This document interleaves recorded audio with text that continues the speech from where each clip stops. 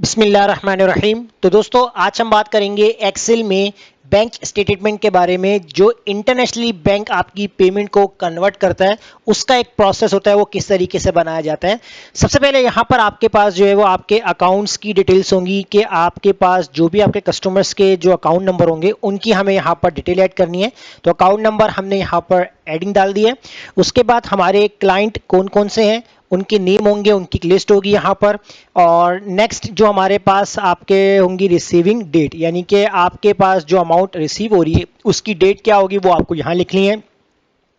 اور اس کے بعد پھر ہم یہاں بات کرتے ہیں انٹرنیشنل پے, یعنی کہ انٹرنیشنل پے جو ہے وہ کتنی آ رہی ہے وہ اماؤنٹ یہاں پر ہم لکھیں گے. اور اس کے بعد پھر جو آپ کا کنورژن ریٹ ہوگا وہ آپ کو یہاں پر ایڈ کر لینا ہے. کنورژن پہ آپ نے لکھ دی. اس کے بعد پھر یہاں پر آپ کے پاس آپ کے ایکسٹرنل جو چارجز ہوں گے وہ آپ کو یہاں پر ایڈ کرنا ہے. تو جیسے میں نے یہاں پر ایک کالم ایکسٹرنل چارجز کا بنا لیا ہے. نیکسٹ جو ہوگا یہاں پر آپ کے پاس آپ کا ڈیڈکشنز ہوگی, تو کتنی ڈیڈکشنز ہے وہ آپ کو یہاں لکھنی ہے. پرسنٹیج کے حساب سے بھی ڈیڈکشنز ہوگی.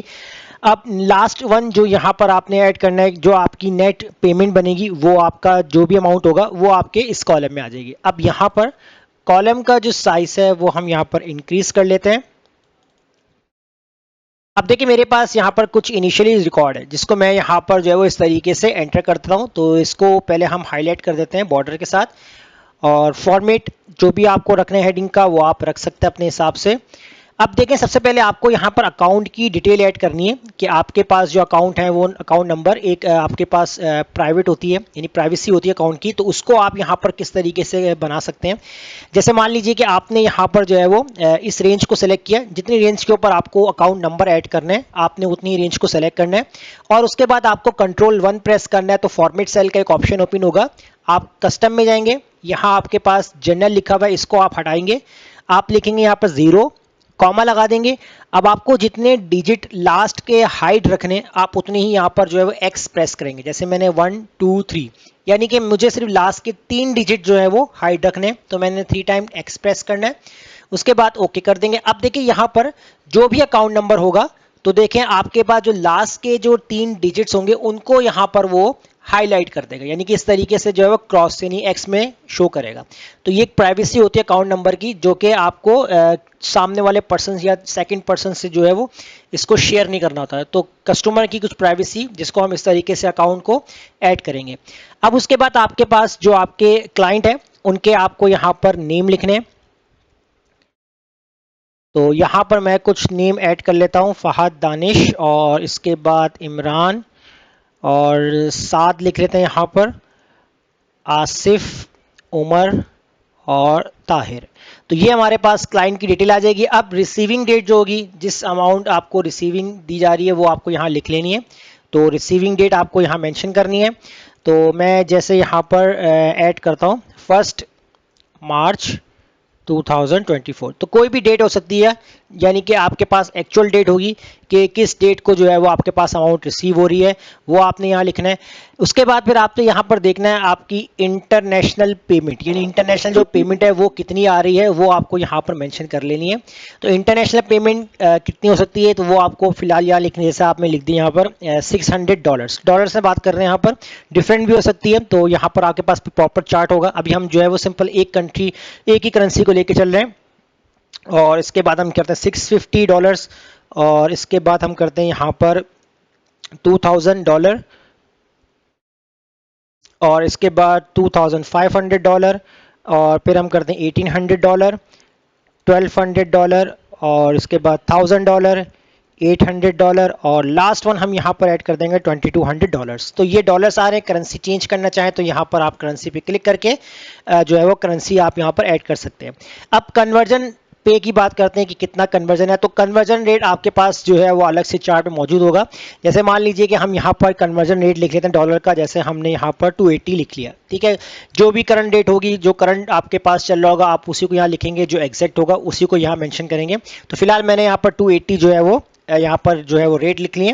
اب کنورژن پے کے لیے آپ کو کیا کرنا ہوگا, آپ یہاں پر ایکول لگائیں گے. ایکول لگانے کے بعد جو آپ کا انٹرنیشنل پیج ہوگا اس کو آپ نے سلیکٹ کرنا ہے. मल्टीप्लाई करेंगे जितना आपका कन्वर्जन पे का अमाउंट है उसको आप सेलेक्ट करके, और इसको आपने F4 से लॉक कर देना है, एंटर कर देंगे। तो देखिए यहाँ पर आपके पास कन्वर्जन आ चुका है कि $600 का अगर आपकी करेंसी के हिसाब से 280 बनता है यानी कि पर डॉलर, तो आपके पास जो है वो कन्वर्जन पे कितना आ रहा है 600 का 1,68,000। तो ये डिपेंड करता है आपकी कंट्री के अकॉर्डिंग। तो ये बैंक की पास पूरी डिटेल्स होती हैं हर कंट्री के हिसाब से और हर करेंसी के हिसाब से। अब इसको आपने ड्रैग करना है, तो देखिए हर कन्वर्जन पे का जो है वो उसके इंटरनेशनल पेमेंट के हिसाब से जो है वो कन्वर्ट होके निकल आया। अब नेक्स्ट चीज होगी यहाँ पर आपके पास आपके एक्सटर्नल चार्जेस। अब एक्सटर्नल चार्जेस की कंडीशंस होती है, जैसे हमने यहाँ पर इक्वल लगा के इफ का फॉर्मूला राइट डाउन करना है। अब यहाँ सबसे पहले आपको जो आपकी कन्वर्जन पे है इसको आपने सेलेक्ट करना है और यहाँ पर आपने साइन बनाना है ग्रेटर देन और इक्वल। अब कन्वर्जन की जो लिमिट होगी वो आपको यहाँ मेंशन करनी है। जैसे मान लीजिए कि अगर आपके पास जो कन्वर्जन है वो लाख से ऊपर चला जाता है तो उसके ऊपर कितना चार्ज लगेगा, और जो लाख से नीचे होगा उस पर कितना लगेगा। तो मैंने यहाँ पर कंडीशन बनाई कि अगर ये वैल्यू आपकी लाख से ग्रेटर हो या लाख के बराबर हो, कॉमा, तो आपके पास कितना चार्ज लगे। तो जैसे हम यहाँ पर 600 कर लेते हैं, कॉमा, अदरवाइज आपके पास कितना चार्ज लगेगा। तो यहाँ पर आप लिख लें 250, ब्रैकेट क्लोज कर देंगे और एंटर। तो देखिए यहाँ पर एक से ऊपर आपके पास जो आपका कन्वर्जन अमाउंट बन रहा है तो उसके ऊपर आपका कितना चार्ज लग रहा है 600 लग रहा है। तो इसको जब आप ड्रैग करेंगे तो जितना लाख से ऊपर होगा तो लाख चार्ज करेगा, कम होगा तो उससे ज़्यादा काम नहीं करेगा। तो जैसे अगर आप यहाँ मान लीजिए कि मैंने यहाँ पर फॉर एग्जाम्पल $100 कर लिया, तो देखिए $100 के हिसाब से कितना 28,000 आ रहा है। तो ये आपके पास कितना बन रहा है 250 बन रहा है। तो एक कन्वर्जन रेट के ऊपर हिसाब से जो है वो कंडीशन सप्लाई होगी। अभी सेम आंसर आ रहा था क्योंकि हमने जो है अभी मैनुअली यहाँ पर डाटा को यानी कि हमने खुद से बनाया। अब डिडक्शंस की बात करते हैं, तो डिडक्शंस कितना है तो परसेंटेज के हिसाब से होता है। जैसे मैं यहाँ पर इक्वल लगा लेता हूँ और जो आपकी कन्वर्जन पे है इसको ऊपर हम लगा लेते हैं 3%। तो 3% के हिसाब से अगर आप देखते हैं तो आप एंटर करते हैं तो कितना आ रहा है कन्वर्जन 840। तो हर कन्वर्जन पे का डिफरेंट होगा डिडक्शन, बट जो आपका परसेंटेज है वो आपका फिक्स है यानी कि 3%। अब इसको ड्रैग करते हैं तो डिडक्शंस भी जो है यहाँ पर आपके पास कैलकुलेट हो गई है। अब इसके बाद जो है यहाँ पर बात करते हैं नेट पेमेंट की। अब नेट पेमेंट जो है वो किस तरीके से आपको यहाँ पर लेकर आनी है, तो इसके लिए आपको यहाँ पर इक्वल लगाना है। इक्वल लगाने के बाद जो है आपको यहाँ पर सम का फॉर्मूला लगाएंगे, ब्रैकेट ओपन करेंगे और आपने जो है आपके एक्सटर्नल चार्जेस हैं और आपकी डिडक्शन है ये दोनों आपकी ऐड हो जाएगी। अब उसके बाद आपको माइनस करवाना है। माइनस किससे कराएंगे तो सम से पहले आप क्लिक करें यहाँ पर और जो आपकी कन्वर्जन पे है इसको आपने सेलेक्ट करना है और माइनस कर देना है, क्योंकि ये दोनों ऐड हो जाएंगे और ऐड होने के बाद जो है वो आपकी जो पेमेंट है जो आपका कन्वर्जन पे था उसमें माइनस हो जाएंगे। तो डायरेक्टली आपकी नेट पेमेंट जो है वो कैलकुलेट होकर आ जाएगी। जैसे आप यहाँ पर एंटर करते हैं तो देखिए यहाँ पर आपके पास नेट पेमेंट आ चुकी है 28,000 आपके पास जो पेमेंट बन रही थी, 250 आपका एक्सटर्नल चार्ज गया, 840 रुपये आपका जो डिडक्शन हुई है, तो 26,910 ये आपकी नेट पेमेंट बन चुकी है। तो इसको आपने ड्रैग करना है। जैसे ड्रैग करेंगे तो हर कन्वर्जन का जो जितना भी नेट पेमेंट होगा वो यहाँ पर कैलकुलेट होके आ जाएगा। तो इस तरीके से एक इंटरनेशनली पेमेंट का जो रिकॉर्ड होता है, जो बैंक किस तरीके से मेंटेन कर रहा होता है, जो मैंने आपको आज की क्लास में डिस्कस किया। तो फिलहाल इस क्लास की प्रैक्टिस कीजिए, मुझे इजाजत दीजिए, अल्लाह हाफिज।